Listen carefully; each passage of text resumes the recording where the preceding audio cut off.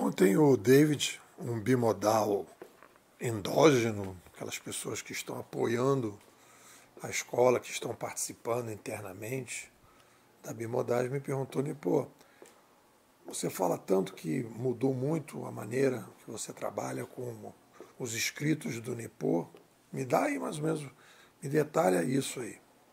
Então, hoje é o artigo, hoje é o áudio externo, né? Tem os bimodais exógenos vão receber o áudio. Então eu comecei, a partir da nova imersão, a fazer a produção dos escritos do Nipô de 2024. É um texto no Google Docs, em que é o epicentro da bimodais hoje em dia. Antigamente o epicentro era o blog. Hoje o epicentro são os escritos do Nipô de 2024. Qual é a grande vantagem nesse processo? E aí eu também, ontem, caminhando com outro bimodal endógeno aqui em Teresópolis, o Fernando, a gente começou a falar sobre essa... Eu disse para ele, Fernando, não temos no mercado um livrinho que chamaria Escolas de Pensamento 2.0 para leigos. A gente está inventando isso. Né? Nós criamos uma escola de pensamento, que é o desenvolvimento de uma pesquisa viva, ativa, através do crowdfunding, e não tem metodologia para isso. A gente está, como eu gosto, né? Montando uma barraca de praia, montando uma barraca numa praia deserta. E a praia deserta é essa. Não só o conteúdo que a gente está desenvolvendo é novo, mas como a gente desenvolve esse conteúdo também tem uma novidade aí. A gente está desenvolvendo uma metodologia de escolas de pensamento 2.0. E por que foi um upgrade grande de fazer isso e colocar os escritos do Nipô? Porque eu recebi essa semana aqui, junto com o livro da Fernanda Pompeu, que ela escreveu, uma bimodal endógena, Escriba Errante, vou ler. Eu comprei, só tinha em papel, coisa que eu já não faço há muito tempo, McLuhan por McLuhan, entrevistas e conferências inéditas do profeta da globalização, Daí de Ouro. Eu definiria o McLuhan de várias formas, mas não como profeta da globalização. Mas tudo bem. Papo da aldeia global, não sei o quê. Bom, pode ser que tenha esse viés também que eu nunca abordei muito. Então, o que o McLuhan, como é que a gente vai ter acesso às ideias do McLuhan? Ele está tendo aqui, né, através das entrevistas que ele deu, etc. E os escritos do Nipô, tudo que eu venho falando, às vezes eu falo mais do que eu falo, do que eu escrevo, agora está tudo organizado num lugar só. Na sequência da publicação. Embaixo tem o glossário bimodal. Todos os conceitos novos eu marquei em amarelo e os conceitos que a gente já vinha usando eu vou descrevendo. Então tem todos os conceitos. Além disso, tem todas as bibliografias. Eu me lembro de um livro, não sei do que, boto na bibliografia. Hoje, por exemplo, eu botei do Mark Mason. Falo do Mark Mason pra caramba e não estava na bibliografia, está lá na bibliografia. Então, um bimodal endógeno e um bimodal exógeno que quiser ter acesso, ou qualquer pessoa que quiser ter acesso ao que o Nipô escreveu em 2024, vai dar uns 200 e tantos artigos, vai estar lá um livro para a pessoa poder ler, ver tudo que a gente está falando, ver qual é a bibliografia, qual é o glossário, isso está sendo atualizado, e ano que vem estaremos escrevendo o Escritos do Nipô de 2025. Eu acho que é um grande upgrade que junta tudo que está escrito, a ordem, na sequência, glossário e bibliografia. E a gente vai só melhorando, né? Obviamente que no próximo ano eu vou pegar o glossário, vou pegar a bibliografia, incorporar e ir melhorando. E tem coisas que se eu achar que tem que tirar, a gente tira e vai em frente. Então aí respondido o David, eu acho que é uma visão geral sobre o que a gente está trabalhando, né? Bom, aí vamos entrar no artigo Inovação Pessoal, a velha rixa entre os sensibilistas e os coisitivistas. Pô, que maluquice é essa aí? Vamos lá. Então, eu, para começar, para fazer o artigo, né, eu comecei explicando o que é um conceituador. Né? Ele tem, e isso aí é o meu tapete de Aladim, é o meu dom, eu acredito que isso é o meu dom, e aí eu estava, meu dom aqui em Teresópolis é um bairro, meu dom é tudo junto, né? Mas, e também é com N no final, mas vamos lá. O meu dom, o meu potencial, e eu percebi isso a partir dos 50 anos, é organizador de diálogos, de ambientes de diálogos científicos. Quando eu peguei o digital, por exemplo, eu mais do que ter uma visão sobre o digital, eu procurei organizar o ambiente de diálogo sobre o digital. Então, por exemplo, quando as pessoas falam em transformação digital, tem aquela visão de que a transformação digital é e pronto, aí é como se fosse uma coisa só. E aí existe uma visão equivocada da ciência, e nesse artigo eu falo bastante disso, a ideia de que a ciência procura uma verdade. Os cientistas, né? Eu botei aqui uma frase sobre isso. Uma primeira frase. Apesar do mainstream considerar que a ciência produz verdades inquestionáveis, o que temos é um movimentado mercado de conceitos disputando clientes. Aí vou na sequência. Expressões como a ciência já provou. Os cientistas já têm certeza sobre isso. São falsas.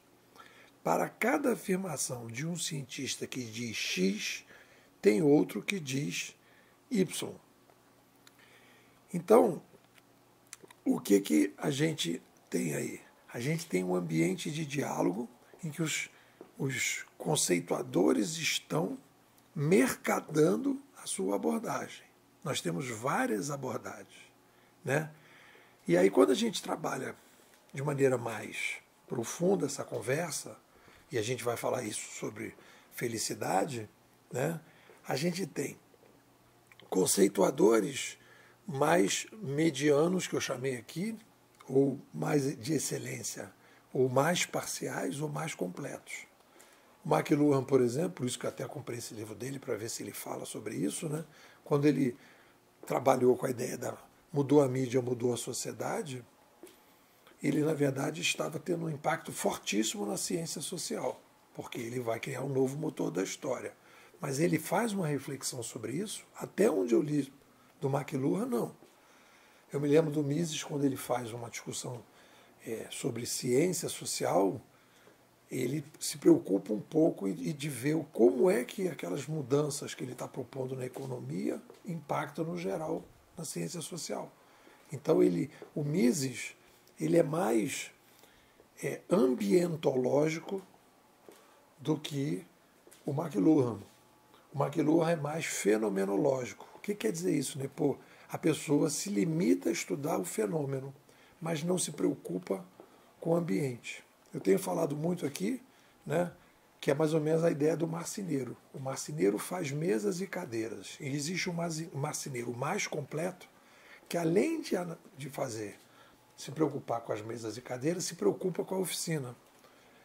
Ele vai desenvolver ferramentas, ele vai desenvolver métodos para você poder organizar. Eu agora estou brincando aqui, né, de pintura, e uma das coisas que eu faço, além de pintar, é organizar o ambiente, um pedacinho da bancada que eu tenho aqui na cozinha, né, para que eu possa pintar cada vez melhor. Como organizar os pincéis, como organizar as tintas, aonde colocar a pintura. Eu fiz aqui improvisei um pequeno cavalete aqui, e aí eu vou trabalhando. Então você tem que se preocupar não só com a mesa e a cadeira, mas também se preocupar com o ambiente que você está produzindo as coisas.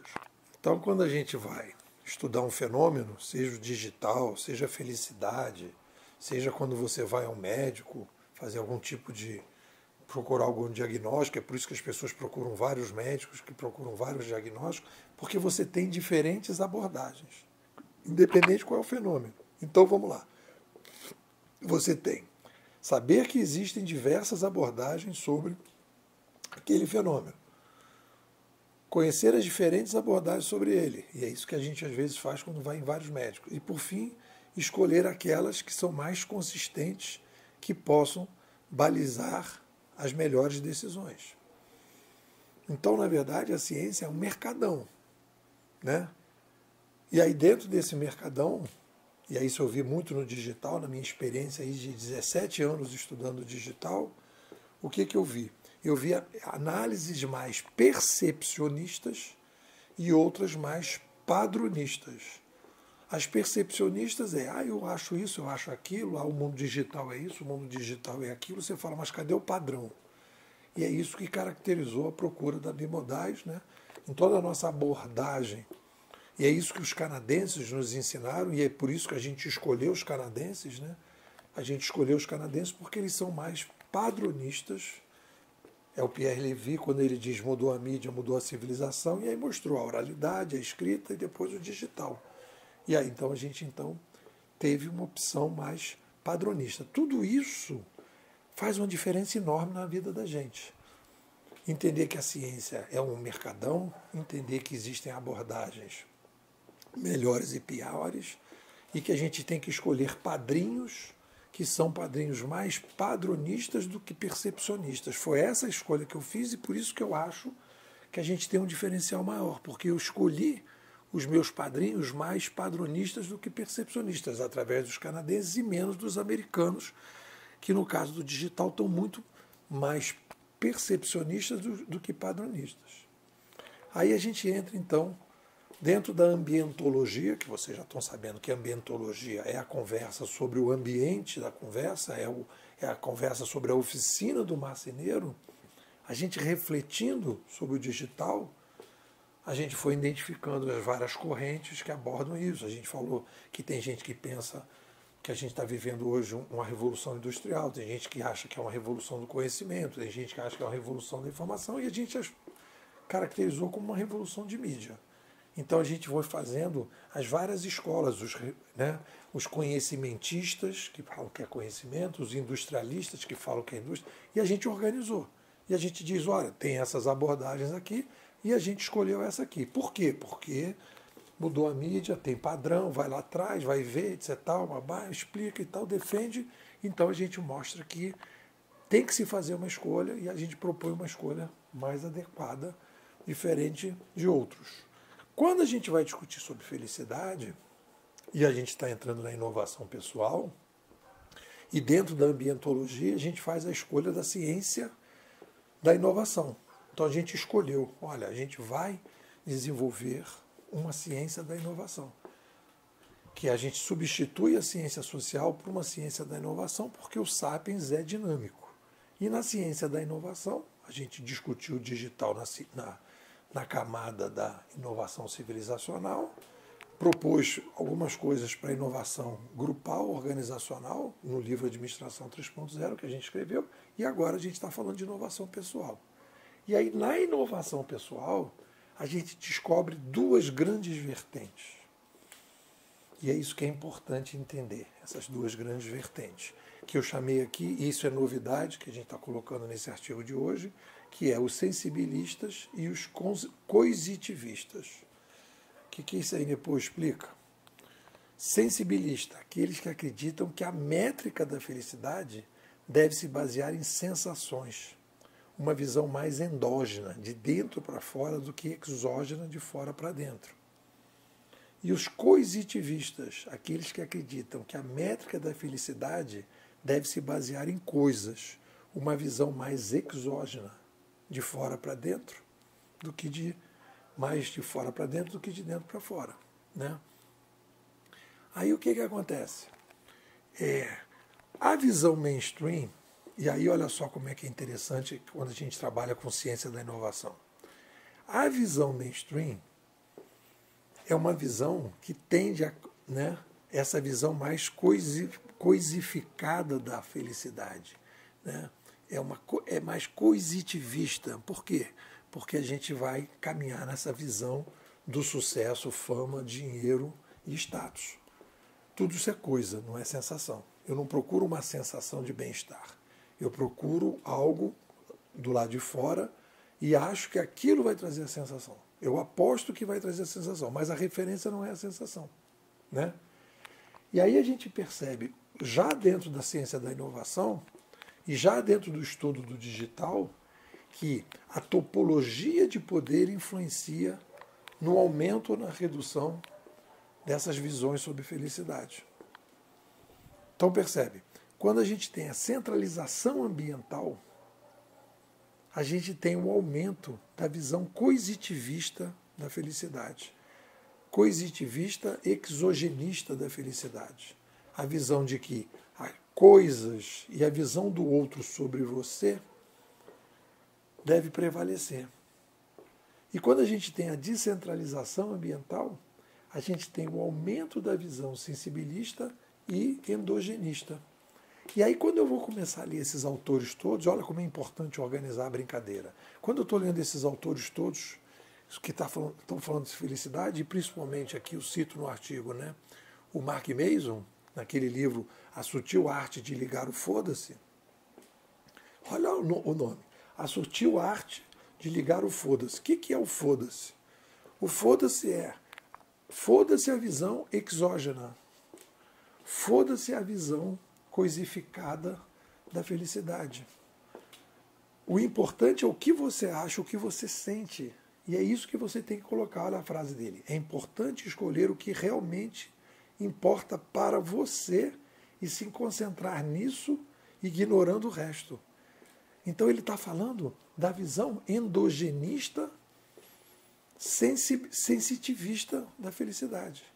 Se preocupe com as suas sensações, com o que você pensa nesse processo. Foda-se o resto. Né? E ele depois vai. A responsabilidade pela nossa felicidade está em nossas próprias mãos. Ou seja, não terceirize, não coisifique, não exogene, olha aí o verbo, não exogene a sua métrica da felicidade. Tem uma outra métrica. Então, o que a gente percebe? A gente percebe que vivemos hoje uma renascença civilizacional. Nessa renascença civilizacional, nessa revolução midiática, nós estamos aumentando a descentralização, e o aumento da descentralização tem como uma demanda forte uma visão sensibilista da felicidade, uma visão endogenista, porque a gente vai aumentar as decisões, vai aumentar a autonomia, e a gente precisa de uma felicidade cada vez mais de dentro para fora, para que a gente possa escolher, para que a gente possa lidar com esse mundo que tem muito mais opções do que tinha antes. É um pouco por aí. O que vocês dizem? Bom, pessoal, hoje é quarta-feira, vocês estão recebendo o áudio. Esses áudios a gente produz todos os dias, áudios mais ou menos na mesma linha. A gente está desenvolvendo agora o projeto Felicidade Blockchain. Estamos capacitando, inclusive, bimodais para que eles possam disseminar a felicidade blockchain. A gente não teve isso na escola no passado, porque as organizações meio que deram um não para uma visão mais profunda e mais consistente das mudanças que precisavam fazer, uma transformação digital mais profunda. As organizações tradicionais estão preferindo fazer uma transformação digital menos profunda, né? E agora a gente está entrando nesse mercado da inovação pessoal. E na inovação pessoal, a gente está vendendo a felicidade blockchain. É um mercado que está se abrindo, acho que é um mercado interessante, e eu estou querendo convidar você para participar da escola, e mais do que participar, apoiar um projeto de pesquisa alternativo, que a gente tem como meta entregar, né, uma visão consistente sobre a ciência da inovação, com essas três camadas, civilizacional, organizacional e pessoal, grupal, organizacional e pessoal, e a gente ajudar as pessoas para lidar melhor com esse novo cenário. Então você se beneficia e você apoia a pesquisa. É um novo modelo de ciência feito de maneira descentralizada, e eu acho que você pode dar esse apoio. Bom, é isso. O que você me diz? Tá afim? Quer ser um bimodal? Me manda um zap. Pô, eu estou querendo entrar nessa brincadeira aí, me diz como é que faz. Hoje, né, Se você entrar agora, já estamos numa faixa de R$ 600, porque já passou janeiro. O que você me diz?